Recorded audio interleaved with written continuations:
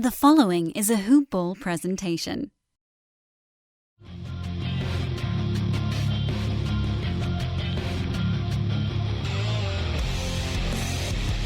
Welcome to the Fantasy NBA Today podcast.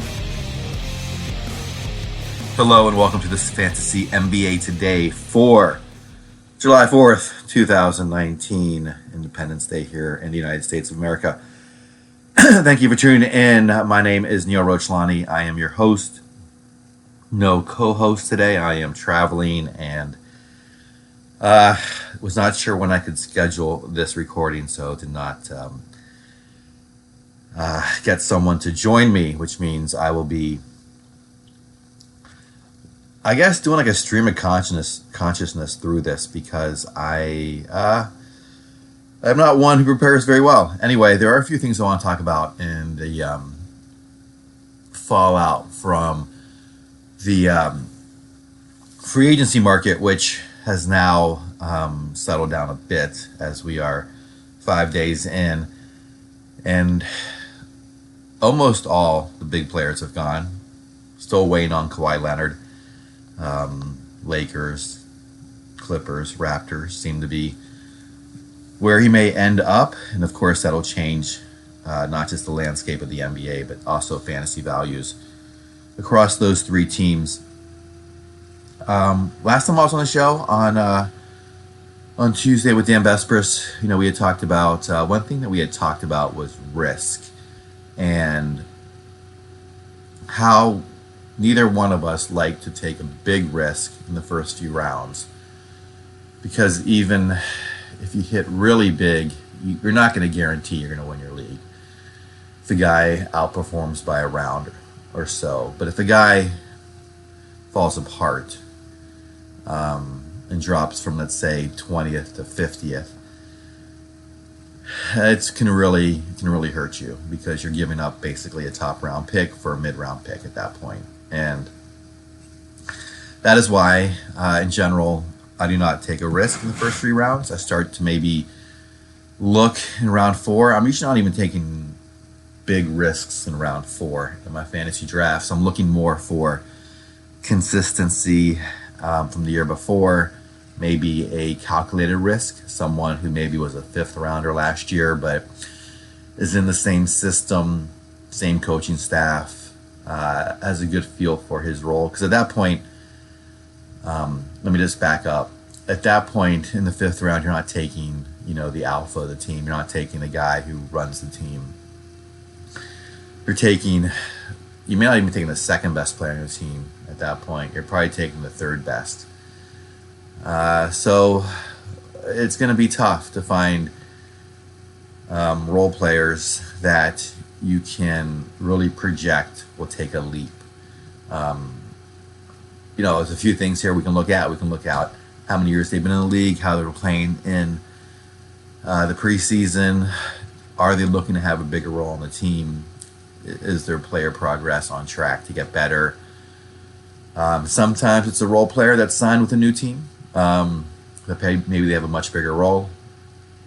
And maybe they will now hit that fantasy relevance, and maybe there's a bit of upside in the mid rounds for them to get you some value in your leagues. But it's really hard, and I think the one thing we need to keep in mind, or the one thing I try to keep in mind when I do fantasy drafts is, first of all, I try to do them later in the preseason, because you really want to see, aside from the top guys, aside from, let's say, the top 20, top 30 even, it's really hard to know if someone who isn't the lead on a team or the second option on a team is going to emerge as a big fantasy asset. Saw that with Vucevic last year. I mean, he was obviously always a very good fantasy asset, but never someone people coveted. And then last year, under the new system with Steve Clifford, he really excelled, and I think that's part of the system, part of the coaching change, but also part of his own development, his own skill set. And that's something, I wouldn't have taken a risk on, because I did not know how he would fit in with the new system. It could have gone more than one direction, and If you drafted him, it worked out. But there are other scenarios where things like that did not work out. So with that said, hopefully this is making some sense. I want to go over some free agents that I am going to be a little less excited about in terms of where they might be drafted next year based on their new situation. And maybe a couple of free agents that I think, so far at least, have some promise to outperform their last year's value on a new team. This is where it gets really tricky, right? You're on a new team, so it's definitely a new system. They're playing with new players. They weren't the lead option. They were always a fantasy option, always there in your starting rotation, but perhaps you're not sure how to value them. Like let's start with, for example, Malcolm Brogdon. Going to the Indiana Pacers. Started off last year with the Milwaukee Bucks and had a very solid season, at least on a per game basis. Had those injuries towards the ends of the season, which probably held him off of your playoffs, and you could not play him then, which was unfortunate. But so last year, let's just walk through statistics. Played 64 games, so not bad until the injury came along. 28 minutes, so was not a starter, but he did have 15.5 points, 4.5 rebounds, 3.2 assists, 0.2 blocks, 0.7 steals, a little light on the defensive stats.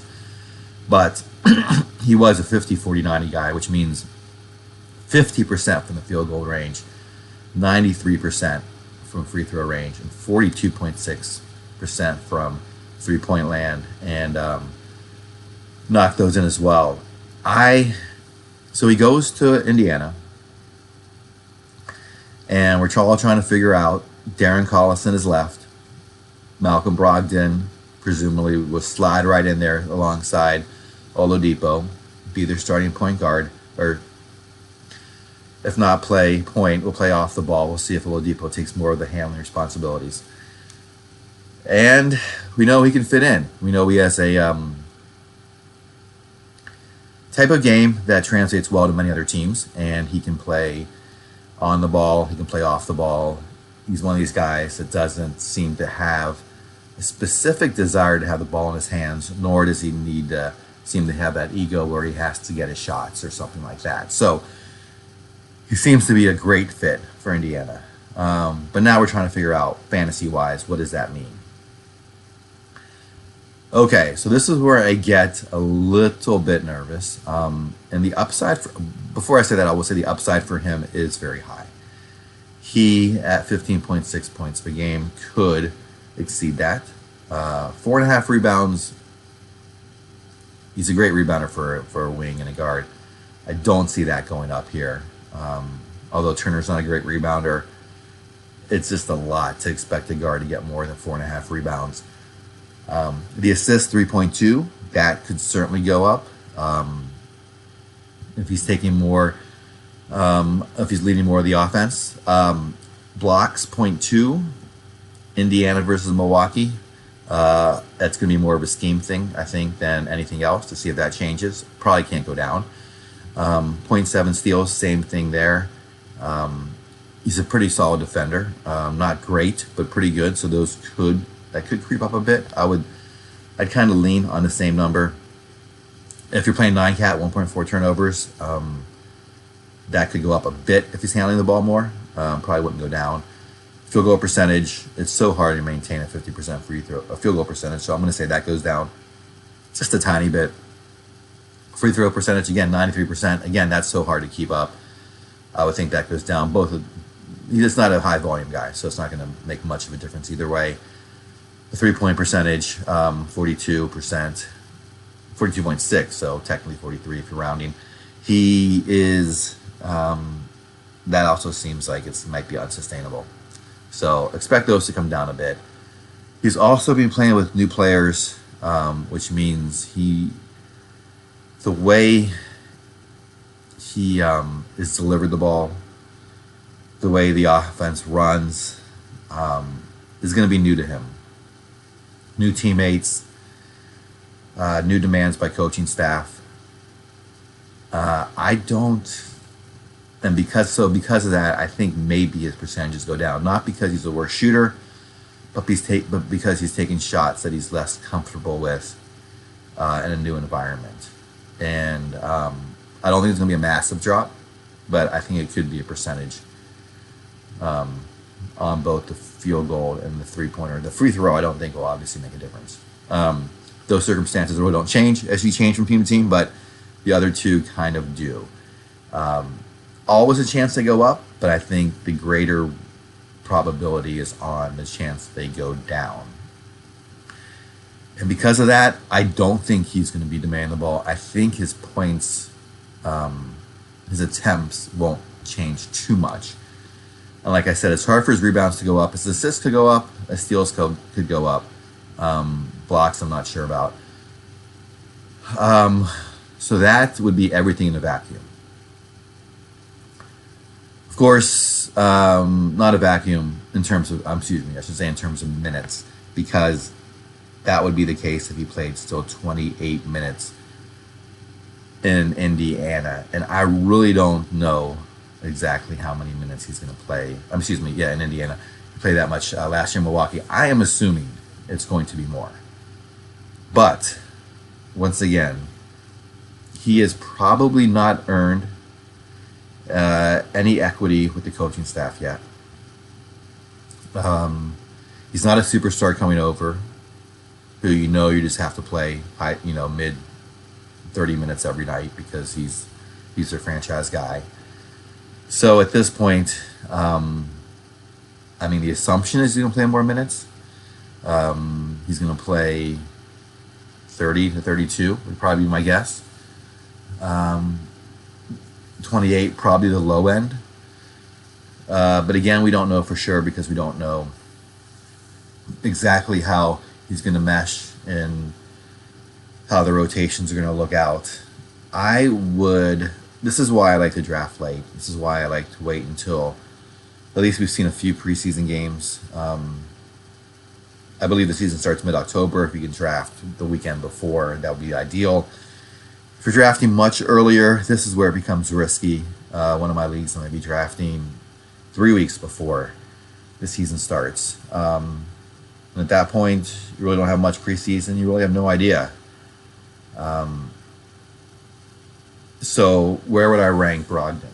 And where would I take him? That's sort of where I'm going with this. I would probably not value him as high as the rankings. Obviously, I haven't seen the rankings, but because I'll have to look at the rankings and see what the minutes assumption is. And I am going to think the minutes assumption is going to be 30 to 32, which, although fair, I think could be, it's still uncertain. It's just too uncertain. He's got a great stat set. He's a great player. I would love to have him on my team. If he's going, though, let's say like in the 6th round this year, I probably would avoid him at that point. It's probably too early for me. I might start looking at him in the 7th or 8th. I'll have to go through my evaluations and see.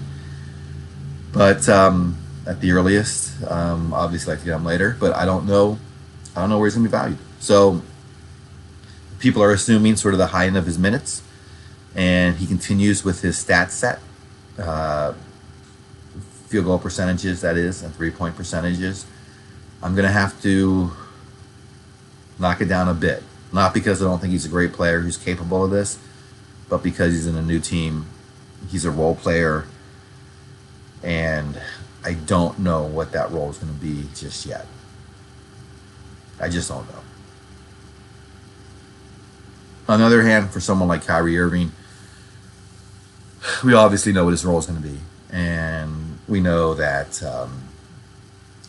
they knew what they were getting when they traded for him. I know Brooklyn's more...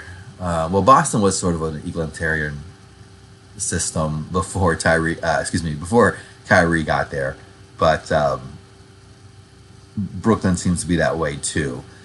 And but when you bring a guy in and you know his track record and what he wants and what he sort of demands as a player on the court, and you're trading for him specifically or signing him specifically, free agency, then you know exactly what you're getting. You can kind of assume those stat sets will hold. So no change in Kyrie. More uncertainty with Malcolm, although I think Malcolm Brogdon's upside vis-a-vis his own ability last year might be greater than Kyrie. Kyrie has very room for growth because he's already a great fantasy asset. Malcolm Brogdon was not last year. Could be this year, could be the same, could be slightly less. But if he gets buzz and is starting to go earlier than he did last year, and he starts to creep up the boards a bit, he might be someone I may not have on my team. Again, not because I don't like him or think he's going to be really good. Just that risk might be too much for me, as opposed to someone who's staying on their roster and coming back and we can kind of count on. So I wanted to go over that as one player to talk about and kind of how I'm going to approach free agency in a nutshell the NBA draft in a nutshell based off all these movements in free agency.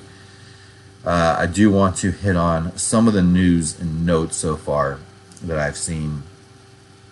Iguodala is looking to be bought out. I don't think this really affects him that much. He's not a fantasy player. The one player this does impact would be Slow-Mo out in Memphis. If you're a believer in him, I think there could be value. I don't trust him. I know he has a very friendly fantasy stat set, but I'm totally not into Slow-Mo just yet. I've got to see it happen. Last year, 29 minutes, almost 30 minutes, 8 points, 6 rebounds, 3 assists, almost a block, 0.9, 1.3 steals, and he shot 54% from the field, just 57%, 58% from the free throw line, although I think that's so small it's insignificant. I am good with the steals and the blocks. It's hard to go down in points. It's hard to go down in that category. The rebounds and assists should probably hold.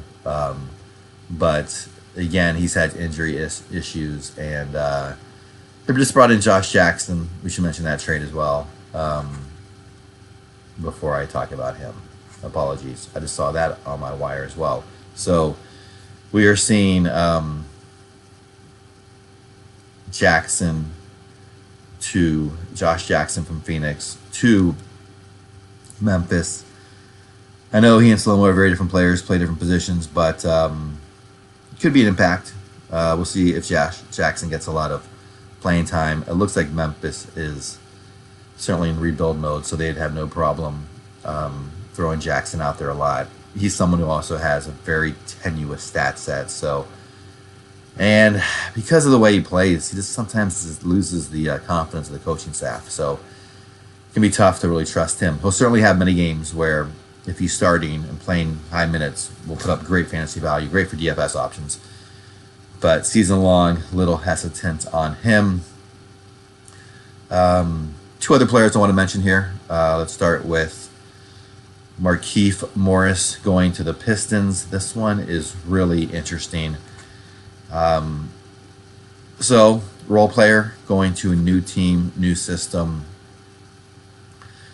Does he get what he did finishing out there with yikes, I'm spacing. Coming over from Oklahoma City. Yes, I forgot about that because he got buried there in Oklahoma City once he left the Wizards. This will be a guy who certainly not going to value much, but he is someone who, if he is starting, let's see what role he gets. I would take a late round flyer on him. I don't think he'll have a lot of buzz. He hasn't been fantasy relevant in a little bit. If he is getting, a fair amount of minutes, which I would argue would be 28 plus, in Detroit. I think he becomes relevant in 12-team leagues.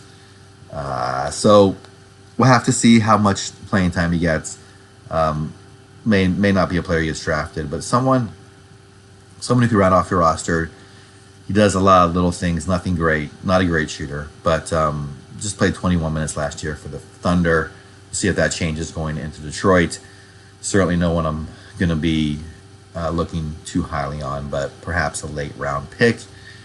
The other mention, which fantasy geeks like myself, Boban Marjanovic, going away from his best friend, Tobias Harris. Very sad news.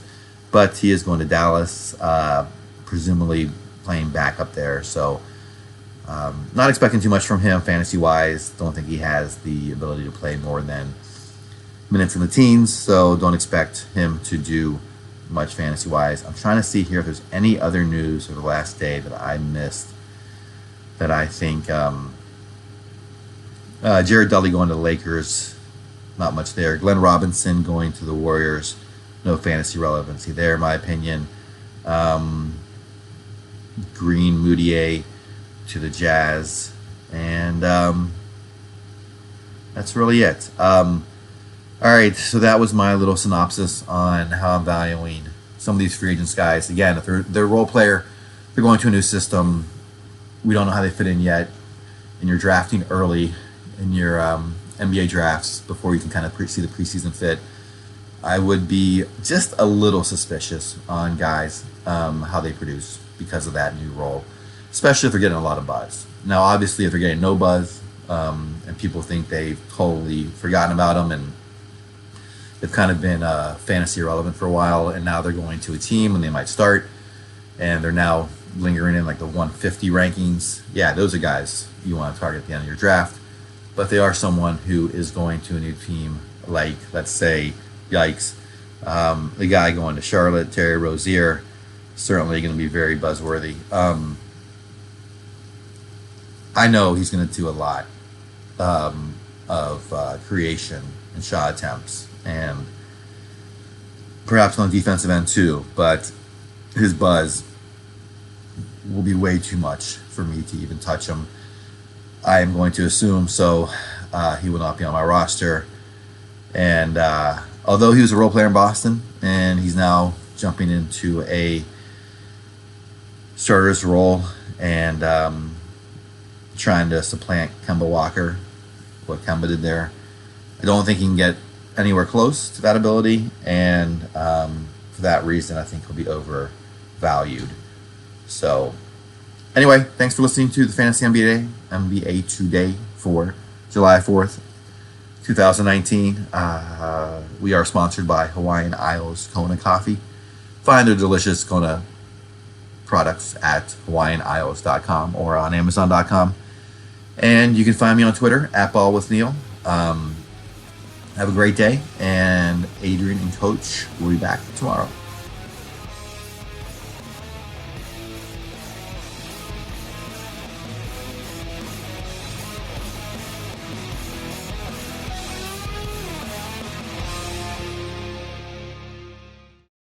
This has been a Hoop Ball presentation.